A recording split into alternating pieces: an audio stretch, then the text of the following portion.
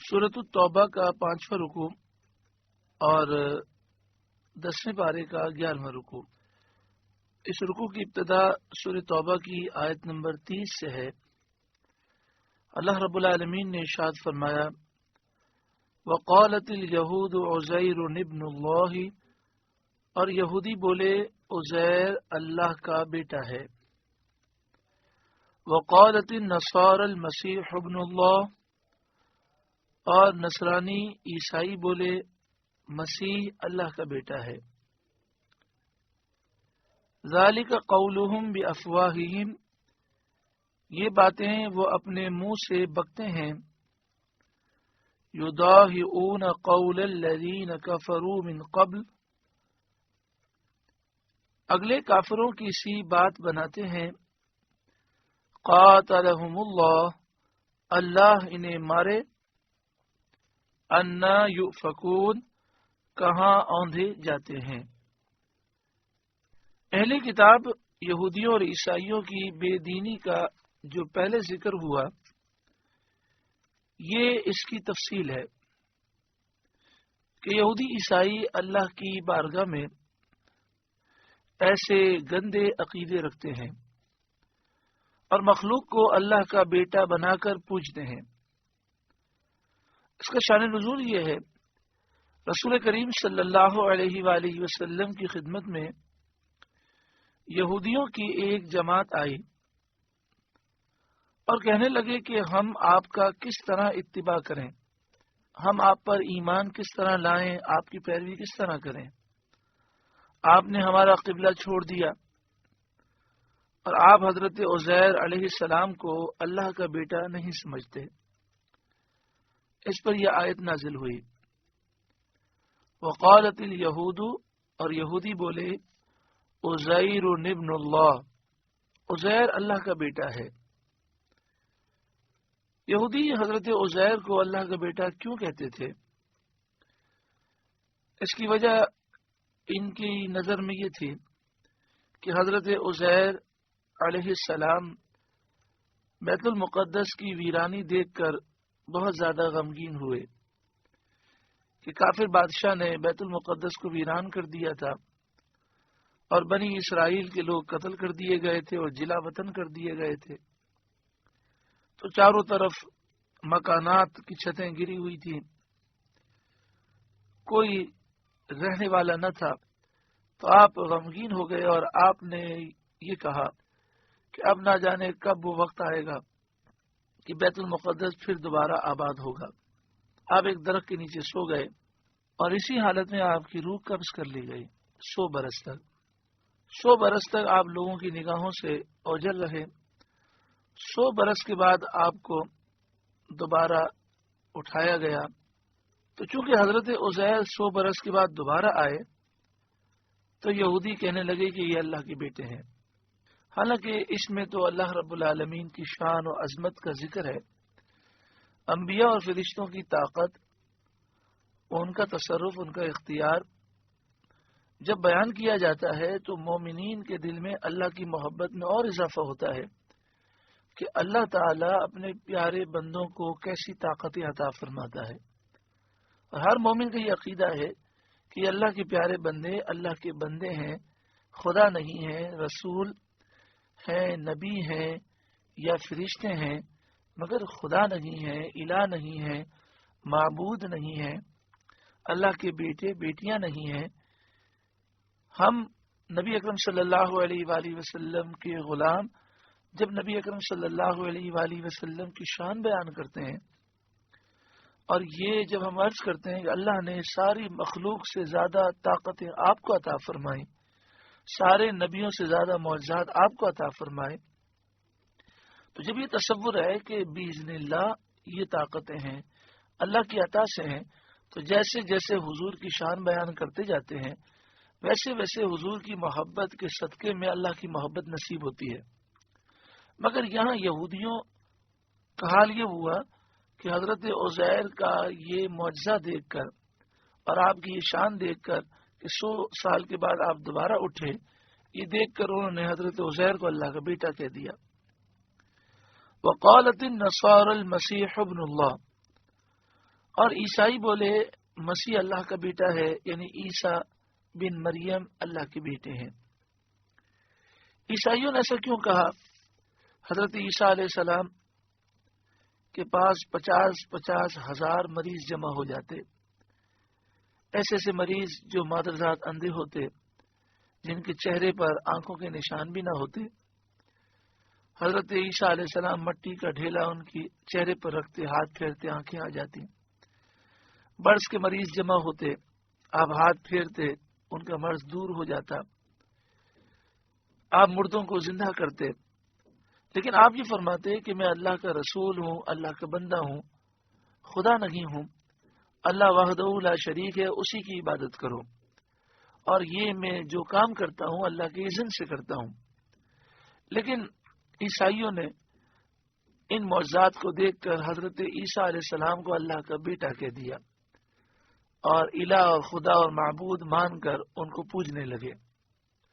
یہ نبی اکرم صلی اللہ علیہ وآلہ وسلم کی امت کو یہ اعزاز اللہ تعالیٰ نے عطا فرمایا کہ آپ صلی اللہ علیہ وآلہ وسلم کی امت قیامت تک شرک سے محفوظ ہے۔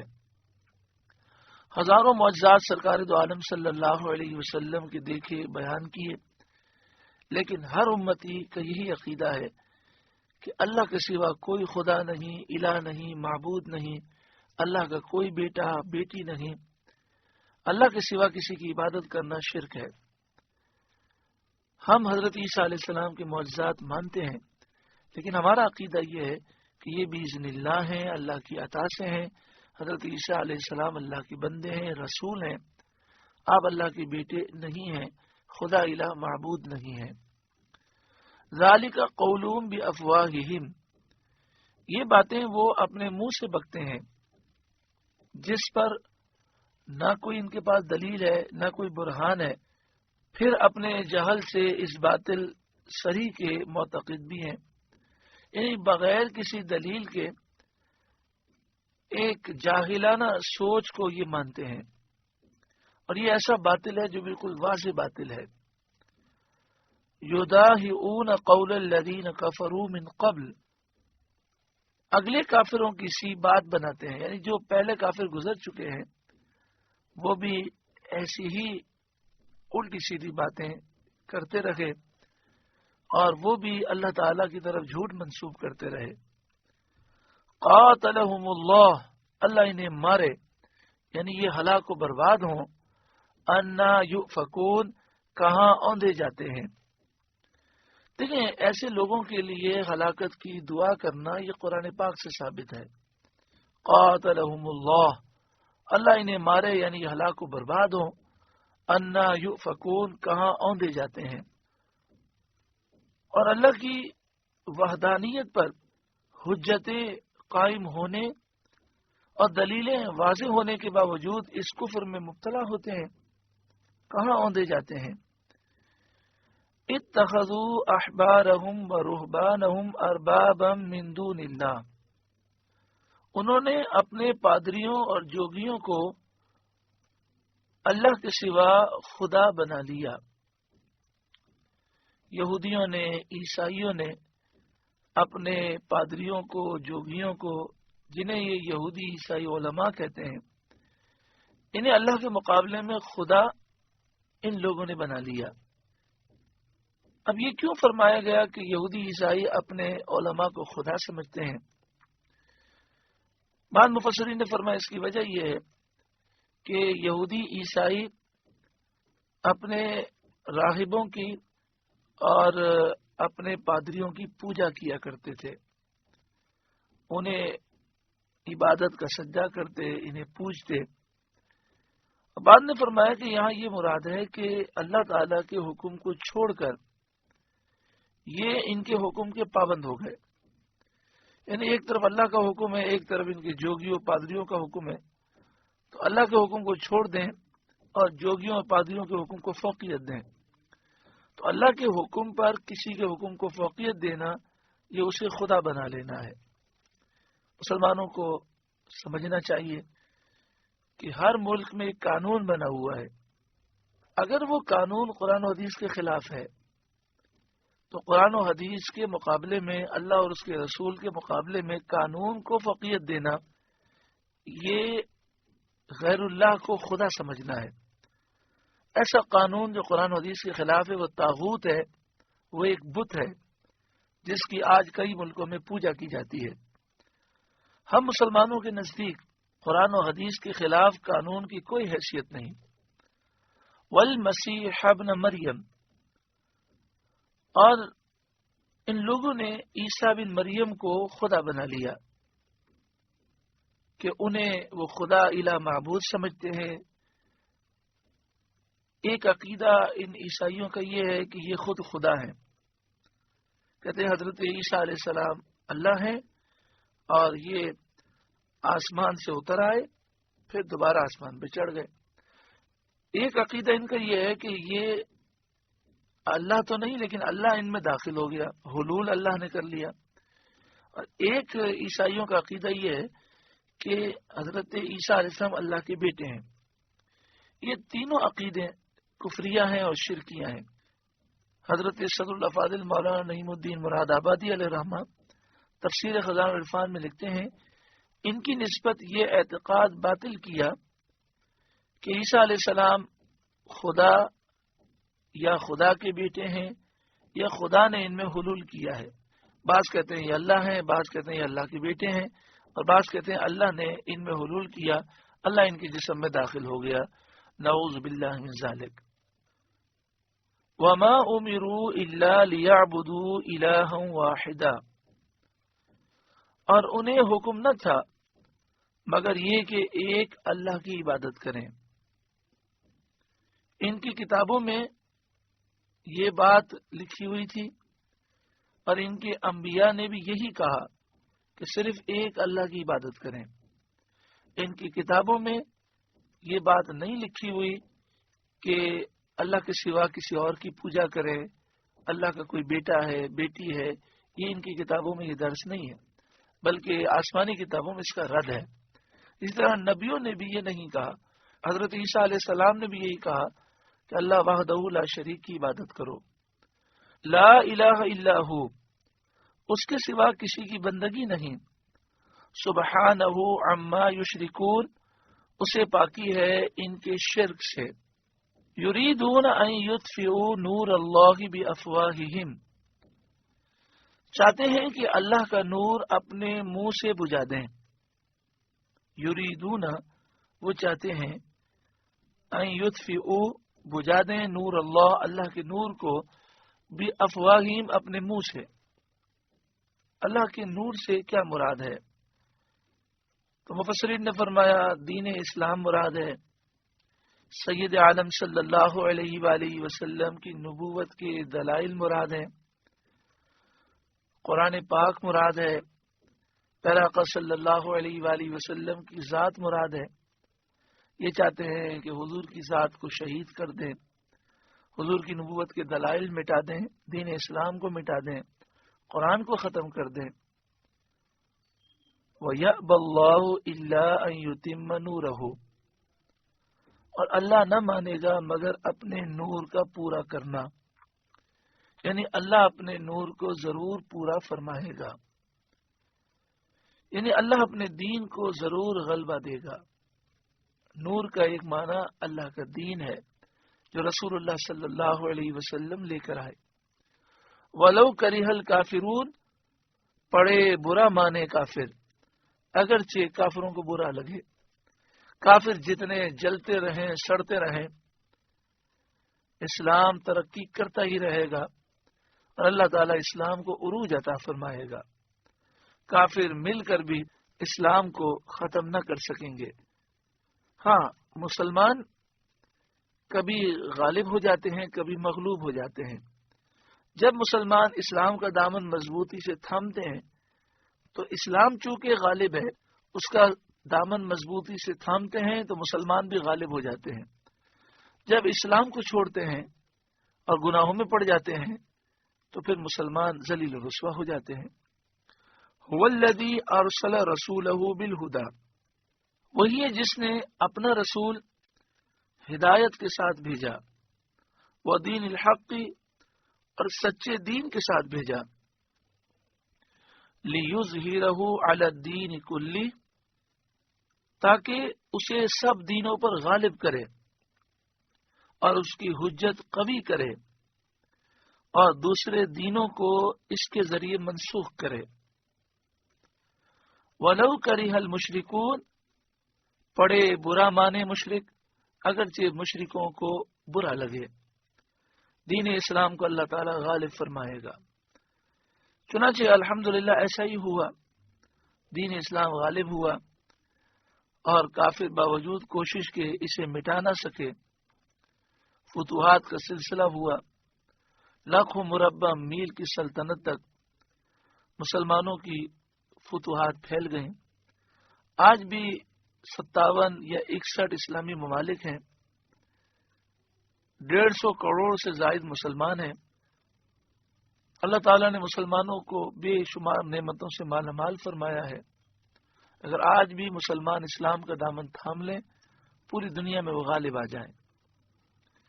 حضرت ضحاک کا قول ہے، یہ حضرت عیسیٰ علیہ السلام کے نزول کے وقت ظاہر ہوگا، جب عیسیٰ علیہ السلام نازل ہوں گے اور دین اسلام کی تبلیغ کریں گے، قرآن کا درس دیں گے، تو پھر اسلام غالب آ جائے گا۔ کوئی دین والا ایسا نہ ہوگا جو اسلام میں داخل نہ ہو جائے، کیونکہ حضرت عیسیٰ علیہ السلام سب کے سامنے دو چیزیں رکھیں گے، یا تو مسلمان ہو جاؤ یا مرنے کے لیے تیار ہو جاؤ۔ جو اسلام قبول نہیں کرے گا آپ اسے قتل کر دیں گے، سلیب کو آپ توڑ دیں گے، خنزیروں کو مار دیں گے، سارے بتوں کا آپ خاتمہ کریں گے، پھر پوری دنیا میں ایک ہی دین ہوگا، دین اسلام، اور کوئی بدعقیدہ بد مذہب کافر نہیں پایا جائے گا۔ حضرت ابو ہریرہ رضی اللہ تعالیٰ عنہ کی حدیث میں ہے، سید عالم صلی اللہ علیہ وآلہ وسلم نے فرمایا کہ حضرت عیسیٰ علیہ السلام کے زمانے میں اسلام کے سوا ہر ملت ہلاک ہو جائے گی۔ یا ایھا الذین آمنوا، اے ایمان والوں، ان کثیرا من الاحبار والرہبان لیأکلون اموال الناس بالباطل، بے شک بہت پادری اور جوگی لوگوں کا مال ناحق کھا جاتے ہیں۔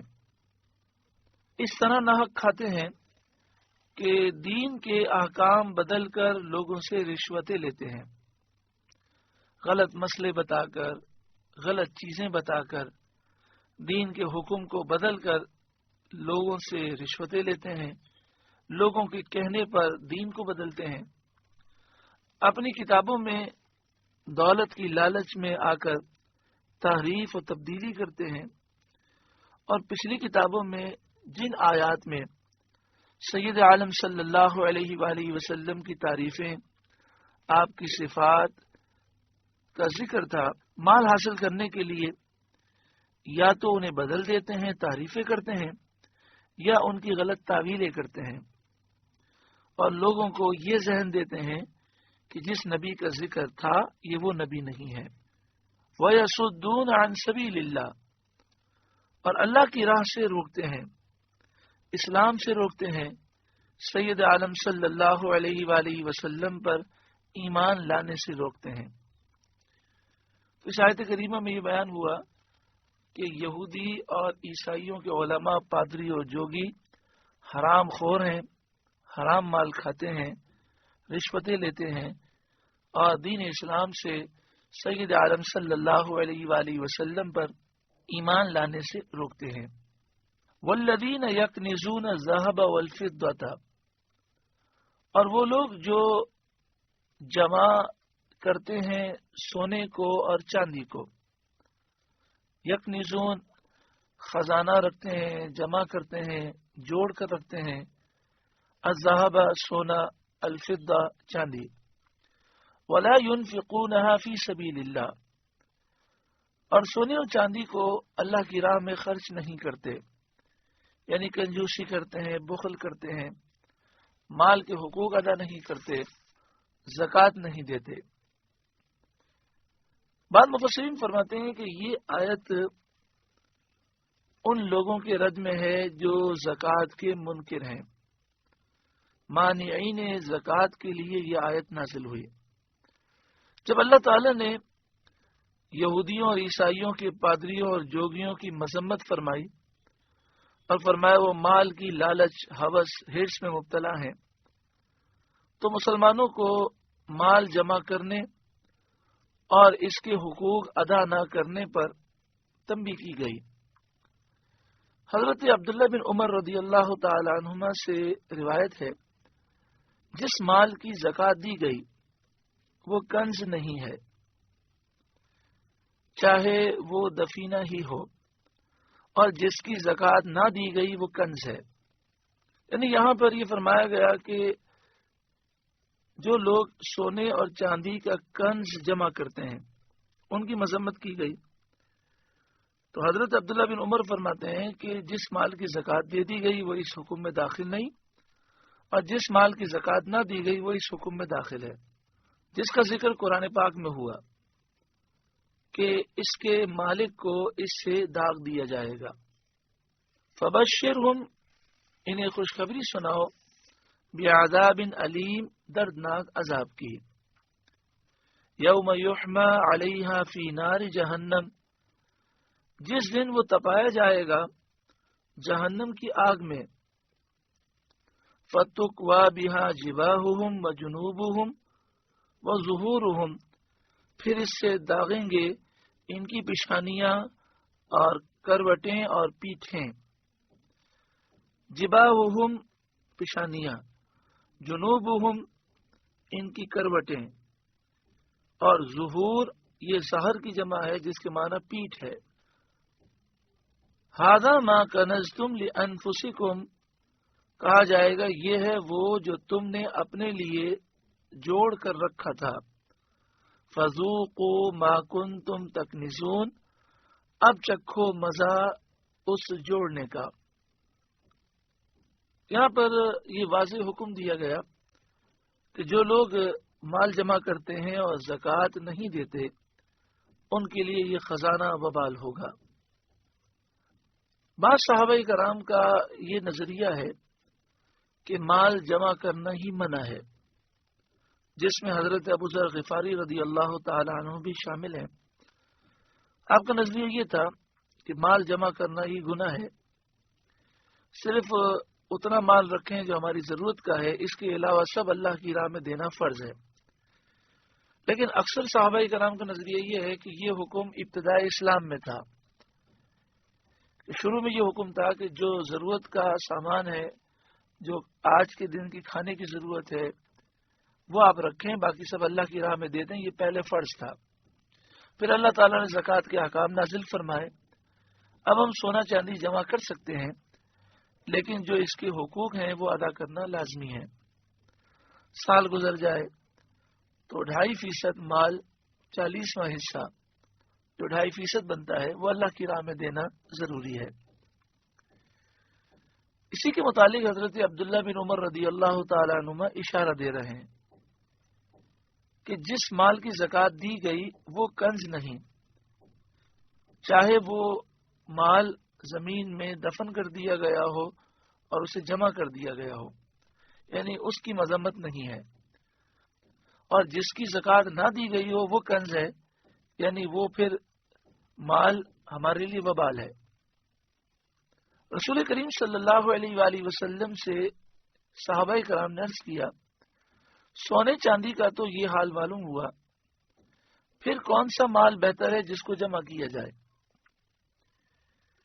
یعنی سونے چاندی کو اگر جمع کریں اور اس میں سے خرچ نہ کریں تو یہ مال وبال ہے، تو یہ حکم ہے کہ اس میں سے زکوٰۃ دیں، صدقہ فطر دینا ضروری ہے، بقرعید میں قربانی کرنا صاحب نصاب پر ضروری ہے، جو صاحب استطاعت ہے اس پر حج کرنا زندگی میں ایک بار، اور حج میں مال خرچ کرنا ضروری ہے، اپنے بیوی بچوں اور ماں باپ پر ضرورت کے مطابق مال خرچ کرنا ضروری ہے۔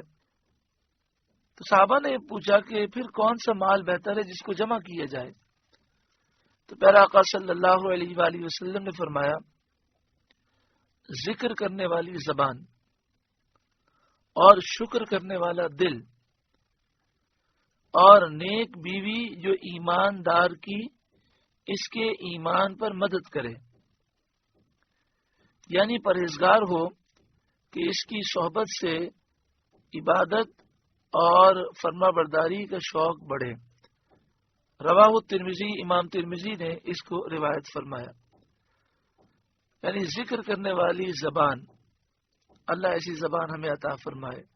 شکر کرنے والا دل، ہر وقت دل میں یہ خیال ہو کہ میرے رب نے مجھے بہت نوازا ہے، دل ہر وقت اللہ تعالیٰ کی یاد میں اور شکر میں ہو۔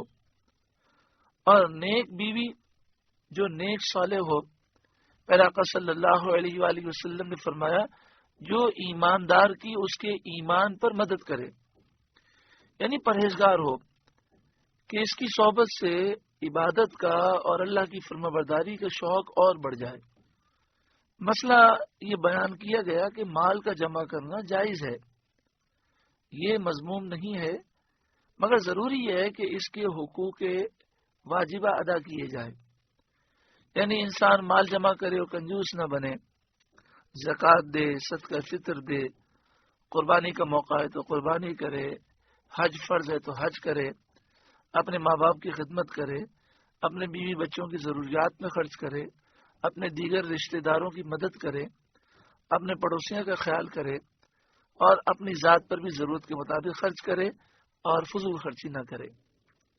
حضرت عبد الرحمن بن عوف رضی اللہ تعالیٰ عنہ اور حضرت طلحہ رضی اللہ تعالیٰ عنہ اور کئی صحابہ، مالدار صحابہ کرام تھے، جو اصحاب مال جمع کرنے سے نفرت رکھتے تھے وہ بھی ان پر اعتراض نہ کرتے تھے۔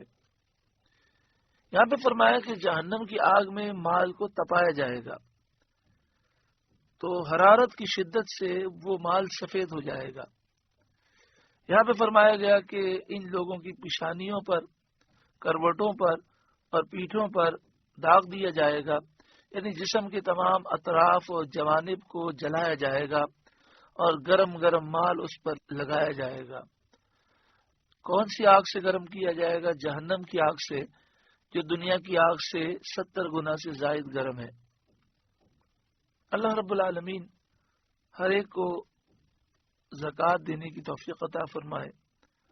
زکوٰۃ کے متعلق چند ضروری مسائل سماعت کر لیں۔ خواتین کے پاس اگر سونا ہے تو خواتین پر لازم ہے کہ وہ اپنے سونے کی زکوٰۃ دیں۔ اگر ان کے والد، ان کے بھائی، ان کے شوہر، ان کے بیٹے زکوٰۃ دے دیں ان کی اجازت سے تو حرج نہیں ہے، لیکن یہ یاد رکھیے گا کہ ان پر واجب نہیں ہے، واجب عورتوں پر ہے۔ اب عورتیں کہتی ہیں کہ ہمارے پاس سونا ہے، ہم کمانے کہاں جاتے ہیں؟ تو یاد رکھیں کہ کمانے کا مسئلہ نہیں ہے۔ اگر سونا چاندی اتنی مقدار پر ہے کہ جس سے زکوٰۃ واجب ہو جاتی ہے، فرض ہو جاتی ہے، تو سونے کی زکوٰۃ سونے سے دی جائے، چاندی کی زکوٰۃ چاندی سے دی جائے۔ مثلا 2.5% سونا اللہ کی راہ میں دے دیا جائے، 2.5% چاندی اللہ کی راہ میں دے دی جائے۔ تو پھر عورتیں یہ سوال کرتی ہیں کہ اس طرح تو مال ہمارا کم ہو جائے گا، تو ان کا جواب یہ ہے کہ یہ سوچ ہی غلط ہے۔ قرآن مجید فرقان حمید کی آیات اور حدیث طیبہ سے ثابت ہے کہ اللہ کی راہ میں مال خرچ کرنے سے کم نہیں ہوتا، بڑھتا ہے، اور ایک کے بدلے میں اللہ 10 گنا بلکہ اس سے بھی زیادہ عطا فرماتا ہے۔ تو یہ تصور کیوں پیدا ہوتا ہے کہ اللہ کی راہ میں مال خرچ کرنے سے مال کم ہو جائے گا؟ دوسری بات یہ کہ جو لوگ زکوٰۃ دیتے ہیں وہ یہ مسئلہ سمجھ لیں کہ زکوٰۃ 3 مالوں پر ہے۔ نمبر 1 سونا چاندی، اور جو چیز سونا چاندی کے حکم میں ہے، جسے کہتے ہیں ثمن اصلی اور ثمن اصطلاحی۔ سونا، چاندی، روپے، پیسے، ڈالر، پاؤنڈ، ریال، بانڈ، یہ سب سونا چاندی کے حکم میں ہے، ان پر زکوٰۃ فرض ہوتی ہے۔ دوسرا مال تجارت، جس چیز کو خریدا اس نیت سے کہ بیچ کر نفع کماؤں گا، وہ مال تجارت ہے، چاہے وہ مٹی ہو چاہے وہ پتھر ہو۔ جس چیز کو خریدا اس نیت سے کہ اس چیز کو بیچوں گا اور نفع کماؤں گا، وہ مال تجارت ہے۔ اور تیسری وہ جانور کہ جنہیں انسان خریدے اور سال کے اکثر حصے میں وہ فری کے جنگلات میں چریں، انہیں کھانا کھلانے کا خرچہ نہ ہو، تو انہیں سائمہ کہتے ہیں۔ ان کی ایک مخصوص تعداد پر زکوٰۃ واجب ہوتی ہے۔ اول تو ایسے جانور پائے نہیں جاتے، اگر پائے جائیں جیسے فارم ہاؤس میں جانور لیے جاتے ہیں تو فری کے جنگلات میں نہیں چرتے، بلکہ پالنے والا پورے سال انہیں کھلاتا ہے اور اس پہ خرچہ کرتا ہے، تو ان پر اس لحاظ سے تو زکوٰۃ نہیں۔ لیکن جانور جب خریدے بیچنے کے لیے، جس طرح فارم ہاؤس میں خریدے جاتے ہیں، جانور خرید لیتے ہیں پھر بقرعید میں بیچ دیتے ہیں، تو پھر اب وہ جانور مال تجارت ہو گئے اور ان کی زکوٰۃ دینی ہوگی۔ جب زکوٰۃ دینے لگیں، سال پورا ہو جائے اور زکوٰۃ دینے لگیں، تو جو موجودہ قیمت ہے اس کے مطابق زکوٰۃ دینی ہوگی۔ مثلا 4 دکانیں خریدیں بیچنے کے لیے، 4 پلاٹ خریدے بیچنے کے لیے، جب خریدے اس کی ٹوٹل مالیت 1 کروڑ روپے تھی، لیکن سال گزرنے کے بعد اب مالیت اس کی 2 کروڑ ہو گئی ہے، تو جو موجودہ مالیت ہے اس کے حساب سے زکوٰۃ کا حساب کرنا ہوگا۔ تو طریقہ یہ ہے کہ زکوٰۃ کا حساب اس طرح کیا جائے کہ جب سال پورا ہو جائے تو آخری دن اس طرح حساب کیا جائے کہ جتنا سونا ہے، چاندی ہے، روپے، پیسے، ڈالر، پاؤنڈ، ریال، بانڈ اور اس طرح کی جتنی چیزیں ہیں، کیلکولیشن ان کی جائے، ان کو لکھا جائے، ان کو جمع کیا جائے۔ جتنی چیزیں اس لیے خریدی کہ بیچ کر نفع کماؤں گا، وہ مال تجارت کی موجودہ ویلیو کا اندازہ کر کے وہ ویلیو لکھی جائے، پھر ٹوٹل کیا جائے، پھر جو پیسے ہم لوگوں سے مانگتے ہیں اس کو بھی جمع کیا جائے۔ مثلا مال تجارت اور سونا، چاندی، روپے، پیسے، اس کی مالیت بن گئی 1 کروڑ روپے، اور ہم لوگوں سے 1 کروڑ مانگتے ہیں، تو 1 کروڑ مزید ایڈ کر لیں تو یہ 2 کروڑ روپے ہو گئے۔ اس کا مطلب یہ ہوا کہ ہمیں 2 کروڑ روپے میں سے زکوٰۃ دینی ہے۔ لوگ ہم سے کتنا مانگتے ہیں، یعنی ہم کتنا قرضہ لوگوں کو دینا ہے وہ مائنس کر دیں۔ مثلا 2 کروڑ روپے بنے تھے اور 50 لاکھ روپے ہمیں لوگوں کو دینے ہیں، تو 50 لاکھ روپے مائنس ہو گئے، تو اب یہ ہو گئے 1.5 کروڑ۔ تو اب 1.5 کروڑ میں سے زکوٰۃ دینی ہے، اس کا 2.5% اللہ کی راہ میں دینا ہے۔ 1 کروڑ سے 2.5 لاکھ روپے بنتے ہیں، تو اس حساب سے وہ زکوٰۃ کا کیلکولیشن کر کے اسے زکوٰۃ ادا کرنی ہے۔ اسی طرح یہ بھی یاد رکھیں کہ ایک دین میعادی ہوتا ہے۔ دین میعادی کا مطلب یہ ہوتا ہے کہ مثال کے طور پر آپ نے کوئی فلیٹ خریدا اور آپ نے کہا کہ اس کے پیسے میں آپ کو 2 سال کے بعد دوں گا، تو چونکہ اس کے پیسے آپ کے اوپر قرضہ تو ہیں، لیکن ابھی آپ کو نہیں دینے بلکہ 2 سال کے بعد دینے ہیں، تو وہ مائنس نہیں ہوں گے۔ اس کا مسئلہ یاد رکھیے گا۔ جو دین میعادی ہے وہ زکوٰۃ دیتے ہوئے اصل رقم سے مائنس نہیں ہوتا، اسے ہم تفریق نہیں کرتے۔ دین میعادی کی مثال، ایک مثال دی گئی، اس سے پورا دین میعادی سمجھ آ گیا کہ جب آپ کوئی چیز خریدتے ہیں، خریدنے کے بعد چیز آپ لے لیتے ہیں، جو چیز کے پیسے ہیں وہ باقی ہیں، اور وہ آپ فکس کر لیتے ہیں کہ ابھی نہیں دوں گا، 4 سال کے بعد دوں گا، تو وہ دین میعادی ہوتے ہیں۔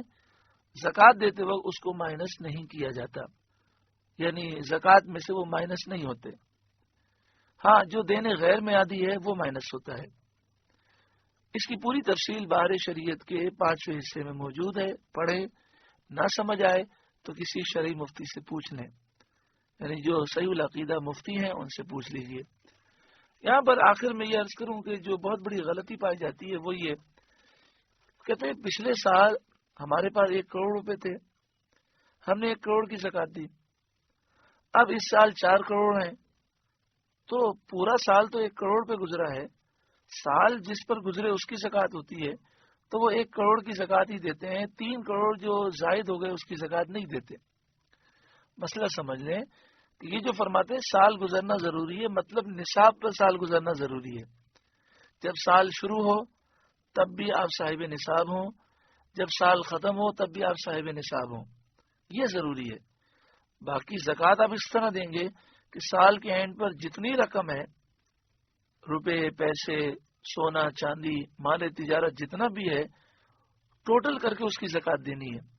پچھلے سال 1 کروڑ روپے تھے، اس سال آپ نے حساب کیا تو 4 کروڑ ہیں، تو پورے 4 کروڑ کی زکات دینی ہے. یہاں تک کہ باہر شریعت میں یہ مسئلہ لکھا ہوا ہے کہ سال پورا ہونے سے 1 لمحے پہلے لاکھوں آ گئے تو اس کی بھی زکات دینی ہوگی. اللہ تعالی ہر ایک کو سمجھ عطا فرمائے اور زکات کے مسائل سیکھنے کی توفیق عطا فرمائے، عمل کی توفیق عطا فرمائے. اللہ رب العالمین نے ارشاد فرمایا ان عدت الشہور عند اللہ 12 شہرا فی کتاب اللہ، بے شک مہینوں کی گنتی اللہ کے نزدیک 12 مہینے ہے. فی کتاب اللہ، اللہ کی کتاب میں.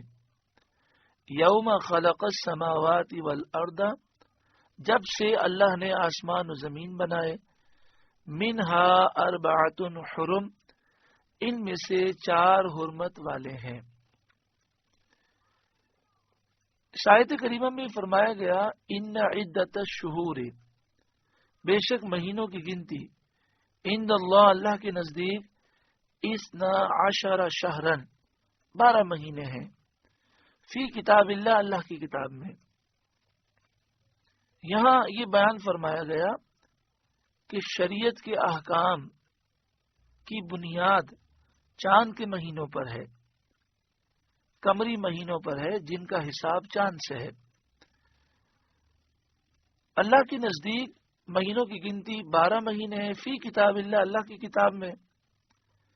یہاں اللہ کی کتاب سے لوح محفوظ مراد ہے، قرآن پاک مراد ہے، اور وہ حکم مراد ہے جو اس نے اپنے بندوں پر لازم کیا. یعنی مہینوں کی گنتی اللہ کے نزدیک 12 مہینے ہے، قرآن پاک میں، لوح محفوظ میں، اور اس حکم میں جو اللہ نے بندوں پر لازم فرمایا. یوم خلق السماوات والارض، جب سے اس نے آسمان و زمین بنائے. منہا، ان میں سے، یعنی ان 12 مہینوں میں سے 4 حرم، 4 مہینے حرمت والے ہیں. 3 مہینے تو ایک ساتھ ہیں، ذوالقعدہ، ذوالحجہ، محرم. یہ وہ مہینے ہیں کہ جن میں حاجی حج کے لیے جاتے ہیں اور حج سے واپس آتے ہیں. ذوالقعدہ کو ذی قعدہ بھی پڑھا جاتا ہے، ذوالحجہ کو ذی الحجہ بھی کہا جاتا ہے. اور ایک مہینہ ان تینوں سے جدا ہے، وہ رجب کا مہینہ ہے.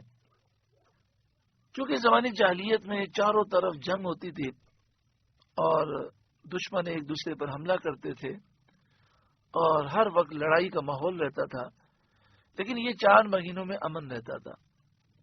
باپ کا قاتل بھی سامنے آ جائے تو کوئی اس پر حملہ نہیں کرتا تھا. وہ کہتا تھا کہ محرم، رجب، ذی قعدہ، ذی الحجہ اور محرم، یہ 4 مہینے یہ حرمت والے مہینے ہیں. پھر اہل مکہ نے یہ سوچا کہ لوگ حج کے لیے آتے ہیں، ساتھ میں عمرہ بھی کر لیتے ہیں، تو ہماری آمدنی کا کوئی دوسرا ذریعہ پورے سال نہیں ہوتا. تو انہوں نے یہ مشہور کر دیا کہ حج کے ساتھ عمرہ نہیں ہو سکتا. تو لوگ ذی قعدہ، ذی الحجہ، محرم میں حج کے لیے آتے، پھر حج سے واپس جاتے، پھر دوسرے کسی مہینے میں انہیں عمرے کے لیے آنا پڑتا. تو چونکہ پورے سال جنگ رہتی تھی، صرف رجب کا ایک مہینہ تھا ان 3 مہینوں کے علاوہ جس میں امن تھا، تو پھر لوگ رجب میں عمرہ کرنے کے لیے آنے لگے. پھر کفار مکہ میں اور عرب میں یہ مشہور ہو گیا کہ عمرہ ذی قعدہ، ذی الحجہ، محرم میں نہیں ہو سکتا.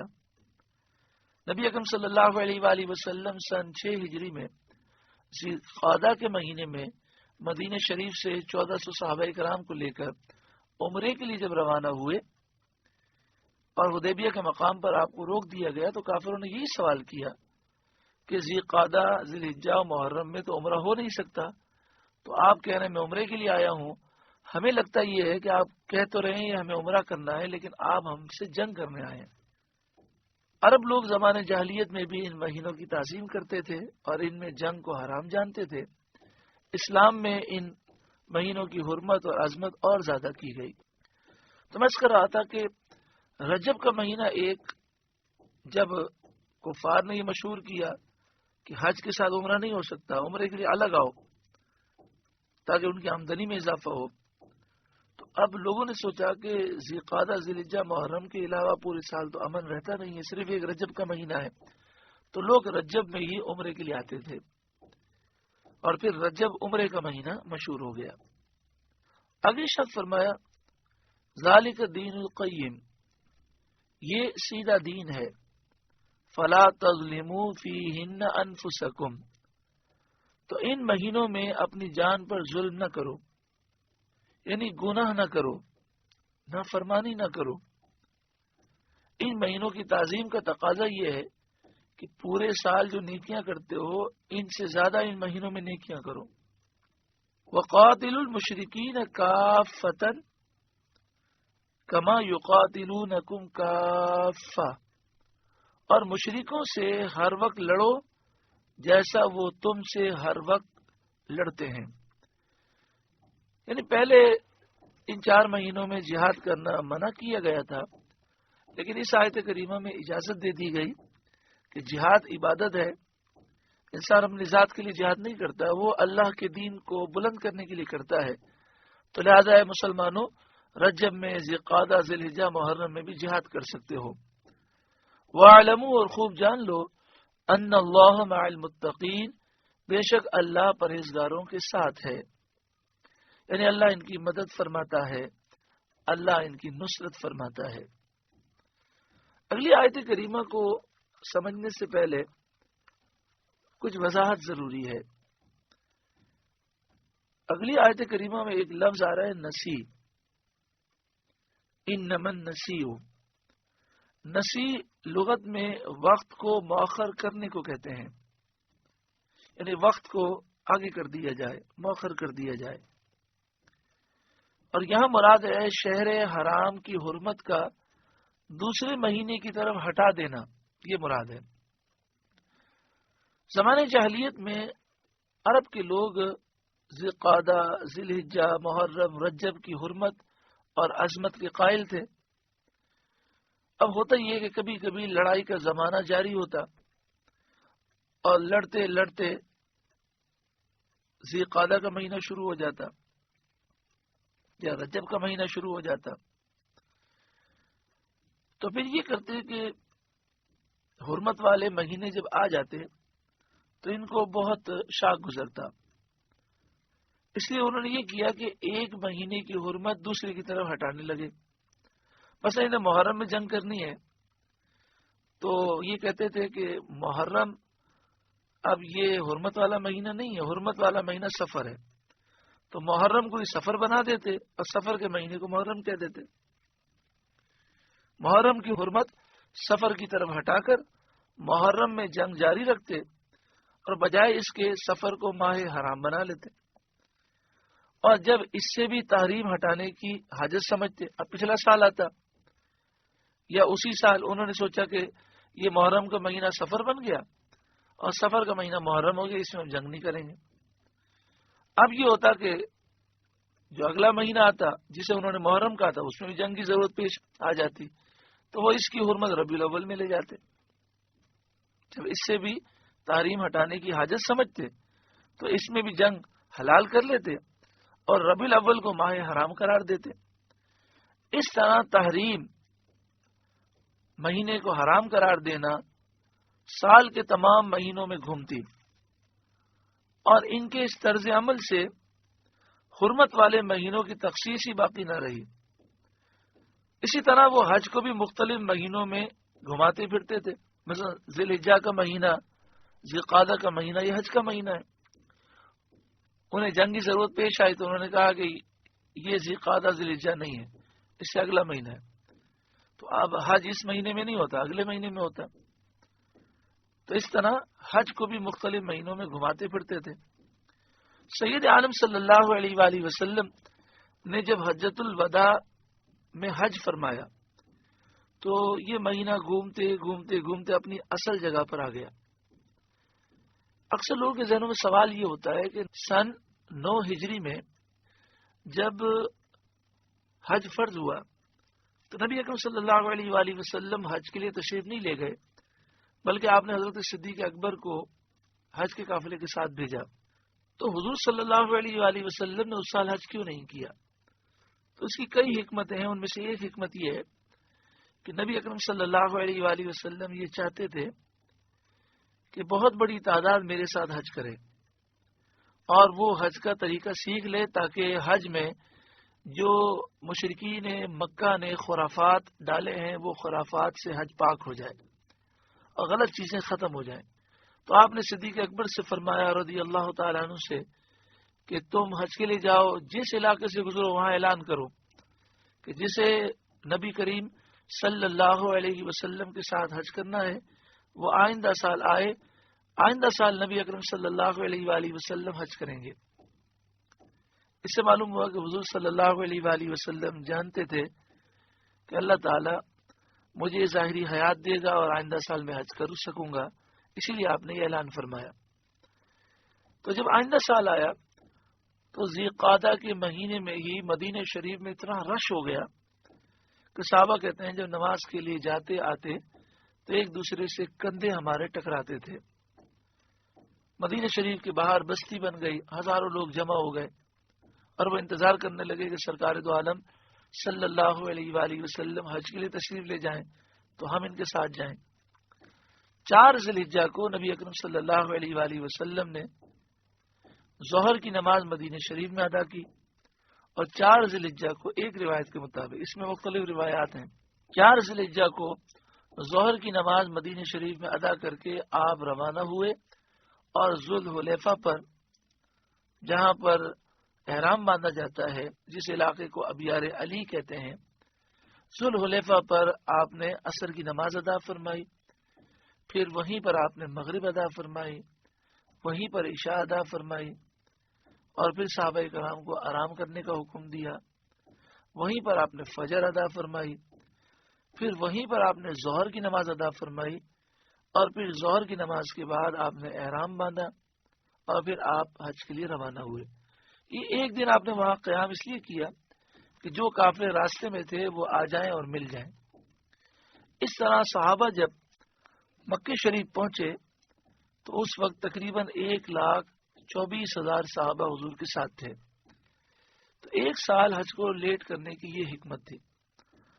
اور دوسری حکمت یہ تھی کہ جب صدیق اکبر رضی اللہ تعالیٰ عنہ نے حج کیا تو اس وقت حج اصل مہینے میں نہیں ہوا. پھر جب سرکار نے حج کیا تو مہینہ گھوم کر اپنی اصل جگہ پر آ گیا. تو پیارا آقا صلی اللہ علیہ وآلہ وسلم نے حجۃ الوداع میں اعلان فرمایا کہ نسی کے مہینے گئے گزرے ہوئے، اب مہینوں کے اوقات کی وضع الہی کے مطابق حفاظت کی جائے اور کوئی مہینہ اپنی جگہ سے نہ ہٹایا جائے. یعنی آپ نے فرمایا کہ مہینے گھومتے گھومتے اب ذی الحجہ کا مہینہ اپنی اصل جگہ پر آ گیا، اب اس کی حفاظت کی جائے گی اور کوئی مہینہ اپنی جگہ سے نہ ہٹایا جائے. اس آیت میں نسی کو ممنوع قرار دیا گیا، یعنی مہینہ ہٹانے کو. ارشاد فرمایا انما النسیء زیادۃ فی الکفر، ان کا مہینہ پیچھے ہٹانا نہیں مگر اور کفر میں بڑھنا. تو یہاں پر یہ فرمایا گیا کہ یہ جب مہینے کو ہٹاتے ہیں تو کافر تو ہیں اور ان کے کفر میں زیادتی ہوتی ہے. کیوں؟ اس لیے کہ جس مہینے میں جنگ کرنا حرام ہے، یہ اس مہینے میں حرام کو حلال جانتے ہیں اور اللہ کے حرام کیے ہوئے کو حلال کر لینا یہ کفر ہے. تو کافر تو ہیں لیکن مہینہ ہٹانے سے ان کے کفر میں اور اضافہ ہوتا ہے. انما النسیء زیادۃ فی الکفر، ان کا مہینے پیچھے ہٹانا نہیں مگر اور کفر میں بڑھنا. یضل بہ الذین کفروا، اس سے کافر بہکائے جاتے ہیں. یحلونہ عاما ویحرمونہ عاما، ایک سال اسے حلال ٹھہراتے ہیں، یعنی ماہ حرام کو حلال ٹھہراتے ہیں، مہینے کے ہٹانے کو حلال سمجھتے ہیں. وَيُحَرِّمُونَهُ عَامًا، اور دوسرے سال اسے حرام مانتے ہیں.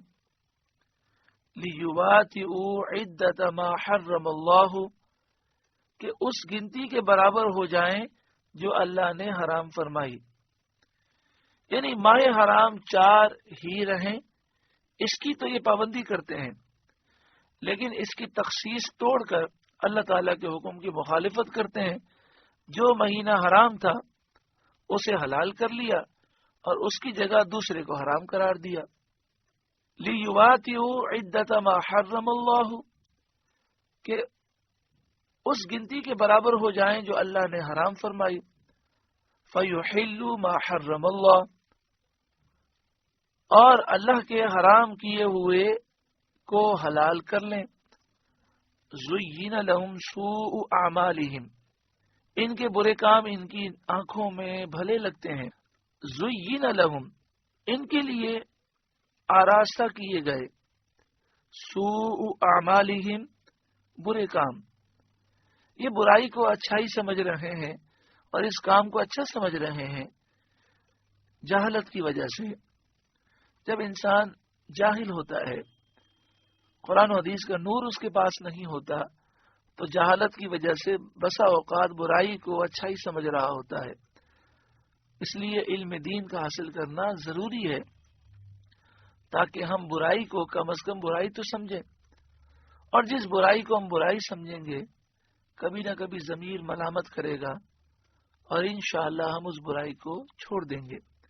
اور پھر جس قدر سینہ علم دین سے روشن ہوتا ہے، برائیوں سے نفرت پیدا ہوتی ہے، وہ گناہوں کو گندگی سے بھی زیادہ گندا سمجھتا ہے۔ واللہ لا یہدی القوم الکافرین، اور اللہ کافروں کو راہ نہیں دیتا۔ سورۃ التوبہ کا 5واں رکوع مکمل ہوا۔ اللہ رب العالمین اس رکوع کے نور سے ہمارے قلوب کو روشن منور فرمائے۔ حج کا ذکر ہوا، عمرے کا ذکر ہوا، اللہ تعالیٰ اپنا اور اپنے حبیب صلی اللہ علیہ وآلہ وسلم کا قرب عطا فرمائے، ہر گناہ سے نجات عطا فرمائے، دین کا ہمیں خادم بنائے، ناموس رسالت کا محافظ بنائے، ہر سال حج مقبول و مبرور نصیب فرمائے، بار بار عمرہ مقبول عطا فرمائے، ہر سال رمضان المبارک میں عمرہ مقبول عطا فرمائے۔ پیارے آقا صلی اللہ علیہ وآلہ وسلم نے فرمایا، جس نے رمضان میں عمرہ کیا گویا کہ اس نے میرے ساتھ حج کیا۔ اللہ یہ فضیلت ہمیں ہر سال نصیب فرمائے۔ بار بار بغداد معلیٰ، نجف اشرف، کربلا شریف، مکہ مکرمہ، مدینہ منورہ اور مقدس مقامات کی بار بار بعد مقبول حاضری نصیب فرمائے۔ آمین بجاہ سید المرسلین صلی اللہ علیہ وآلہ وسلم۔